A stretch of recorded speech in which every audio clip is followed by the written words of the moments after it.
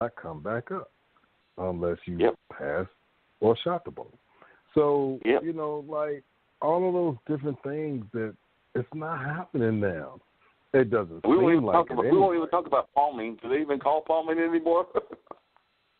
Nope. It's a new day in the NBA, man. Like, they get to do what they do. I guess the objective is to score by any means necessary. I don't know. It's like me taking the ball from half court and running a full sprint into the lane, dribbling one time, and then get fouled. And instead of them calling it travel, they call a foul. So, I don't know. Maybe it's new rules I don't know about. Maybe some new rules that we didn't know about. I got another one for you because, I told you I'm a big fan of sports that have quickness to them, meaning that I like track and field. I like even soccer because they make moves all the time, even though I don't understand all the rules of soccer, even though I've had brothers that even played it. But I don't understand all the rules, but I do like the game and everything. And I'm definitely a fan of, at least around this time, Kentucky Derby, Preakness, Belmont, of the Kentucky Derby. But, fortunately, I was born a human. But if I was born they told me that I got to come out and run fast as all get out with this jockey on top of me in the middle of a deluge of rain, I'd be sitting there looking at him like, excuse me, I'm not going anywhere. Yeah, like you could say that for somebody who's actually going to do it, because you'll just have to whip me until I just either kick you off or just lay all the way down. I couldn't see it, but it's interesting to watch. Oh yeah, it's interesting to watch. It is fascinating to watch, but I'm just saying that they said that this was perhaps one of the wettest ones in decades. And they still ran them. Wow. And they still ran them. Mud everywhere. Mudslide everywhere. All them pretty dresses that those ladies were wearing, if they were anywhere near the infield, not pretty anymore. Not at all. It's like, oops. You don't know what's going to happen once you try to get that clean. But right now, it's been destroyed. Totally. Yeah. They're going like, what the heck happened? Yeah, stay in the stands is safer. Yep, the stands is definitely safer. Like I said, I got a goal of getting into the Kentucky Derby one of these years. Plan to make it sooner or later, but I am not trying to be in the infield. I think I'm going to be up there in the stands, maybe making a couple of bets, having some of their traditional drinks and things of that nature. But if somebody even comes along, they're like, hey, you're part of the media. Don't you want to go down where the horse is? I'm like, and where the infield is? I'm like, no, that's all right. I'm perfectly fine. I'm good right here. Yeah, I'm okay where I am, not in any rush to go jump into the middle of all of that stuff. So, not in a rush at all. Like, no, that's not for me. So you heard that the conservatives are highly up. What did you say?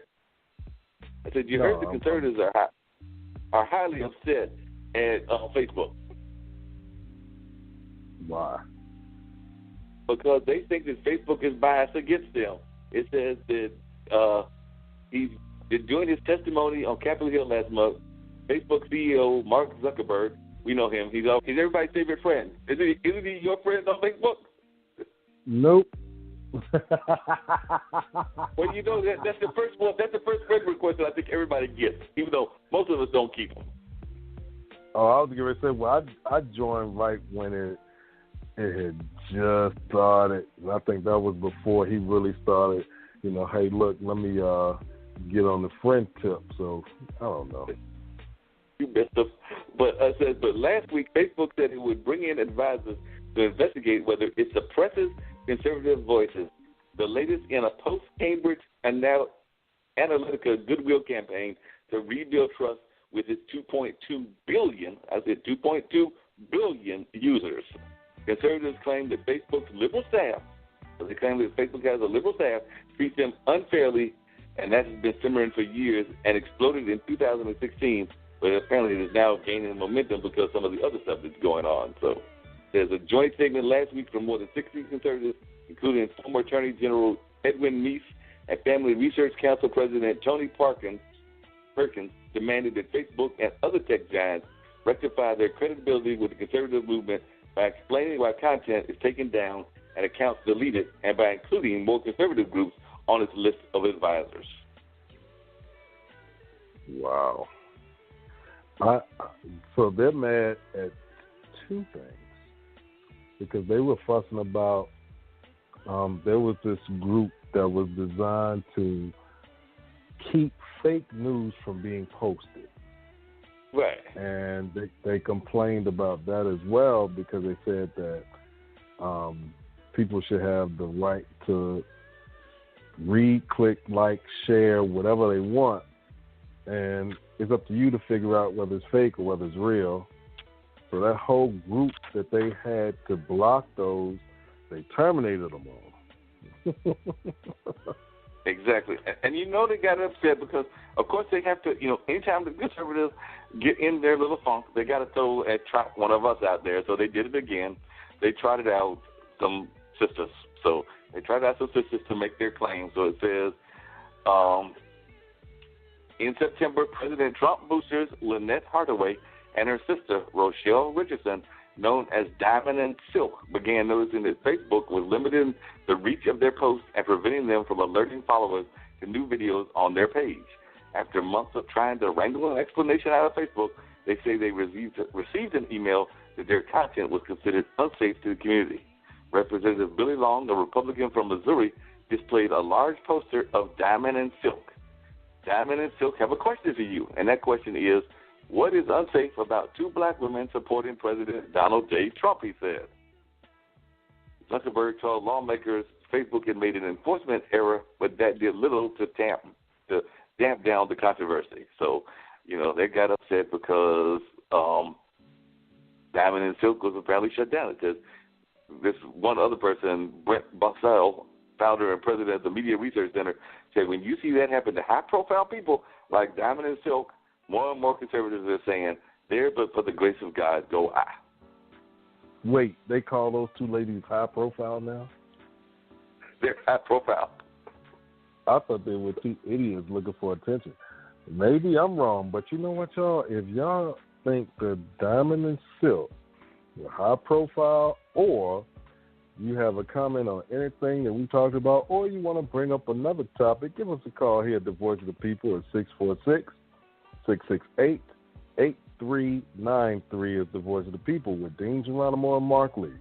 So, please give us a call. As a matter of fact, I'm hoping to hear from Mike Anderson. I did Facebook him earlier today, and he said he would be calling us, so we're waiting for his call at any moment now. So hopefully Mike will call us to tell us about his 17 years in prison and everything that he was involved with, and now he is working to make sure that that does not happen to other people, because he got into the system and was definitely encouraging folks not to go there, and he actually has some very good things. I know when I talked to him about a month ago, he was talking about how he went in there and he refused to let other folks dictate the way he was going to be treated in the system. So as one is governing the system, I'm sure you can relate to those inmates that go in there and grab the books and study the books and learn things and try to learn trades, and they basically are going to not play the games that some people might want them to play when they are in the system.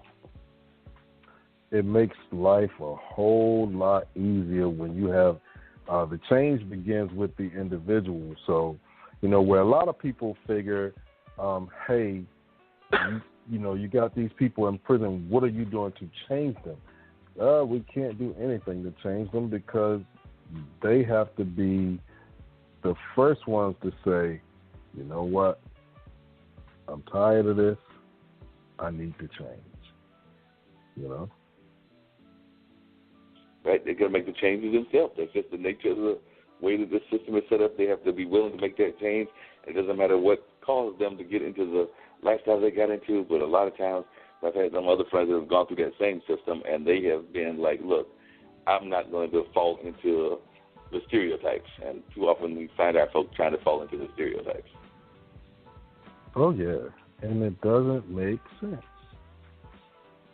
None it doesn't make sense, but then again, each person is different. So, it's easy for a person to say, well, they need to do X, Y, and Z.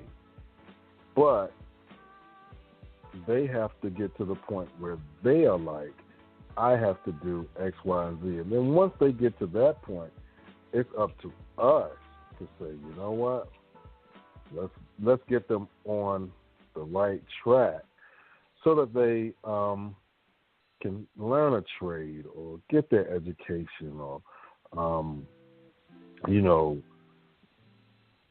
better themselves through programming, whether they're an anger management problem, they want to learn how to have better connections with their families or prepare for how to interview so they can look for a job or how to dress for a job and things that they may never have done before. When they're ready to change, then it's also a collaborative effort for, the community to say, hey, look, we're here to help because we need you to come out and be a part of your family, come out to be a part of this community, all of those things. So it's one of those push-pull type deals. Yeah, but too often we try to write people off, even though they don't need to be written off. But that's the other thing that happens too often in our society. We try to write them off because they went through an era in their life, and folks are ready to write them off, even though they still have many years of productivity and even things that they can do to help other people that might have made those same errors. But too often we sit there and try to find ways to write people off. It's because it's the easiest thing to do. It's so much easier to write someone off than to help someone. So a lot of times people choose, the easiest route because then they can say, well, we tried, but he didn't want to do anything. He didn't want to try to do that at all. He wanted to just do his thing. Right. It's stupid. It's very stupid. Now, the other question I'd ask you is, how are y'all doing in terms of y'all's recruitment of both police officers and fire departments? Because I know they've been trying to recruit a whole lot of them here on the police side, and I think that's been successful. But I just saw in the day paper that one of the fire people was running around trying to make sure that they could find more fire people because I don't know about in New Jersey, but here a lot of the fire departments are all volunteer. And, you're putting your life on the line.